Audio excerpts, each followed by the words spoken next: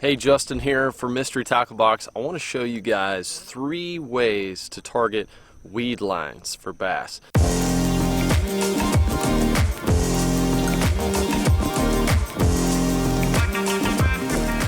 The weed lines are great because they often provide shade, and during the spawn and post-spawn, when there's a lot of bluegill and a lot of bait fish hanging around those heavy weed lines, bass really tend to hang close to them.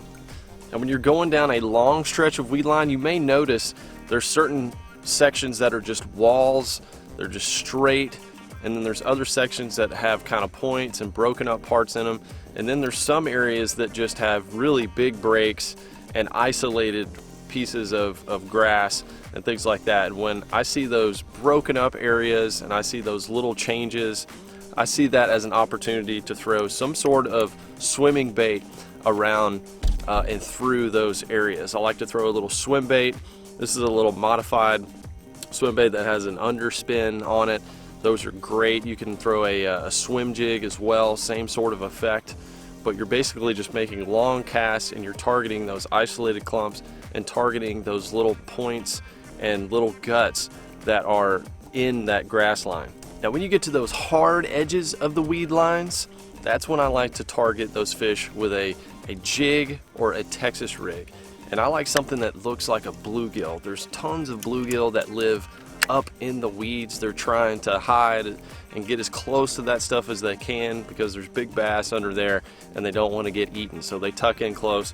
So I like to throw a jig that kind of resembles a bluegill, a little watermelon color or green pumpkin, something that has a little bit of chartreuse in it. If you're on a lake that has a lot of crawfish, you can put something that has orange in it. And I like to use at least a ½ ounce. That way I can get in those little breaks in the weeds and the weight will actually carry the bait down and get it to the bottom where I want to get that bait around those fish. You may find that if there's hydrilla or other types of grasses, if there's a heavy weed line, there's usually an open space on the bottom. And if you can find a hard bottom on those weed lines, it's an excellent place to throw that Texas rig and a jig. The last technique I like to use to target weed lines is a frog, and especially a hollow belly frog.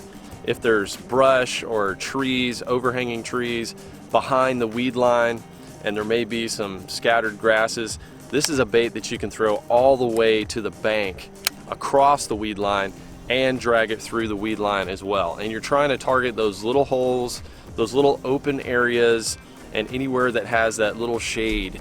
And if there's bluegill back in there, usually you can hear those bluegill. They're up at the surface, they're feeding on bugs and things like that. That's when I really like to throw this frog. Overcast conditions, sunny conditions, morning, it really doesn't matter. You can throw this frog any time of day, so I always keep this close by where I could really hit those little target key little holes with this and maybe get a big topwater blow up. So next time you have a long weed line in front of you, try these techniques. I think you're going to find yourself hooking up on some good fish. Thanks for visiting us here at Mystery Tackle Box. Go ahead and subscribe to the channel if you like tips like this and you want to see more. And we'll see you guys on the next video.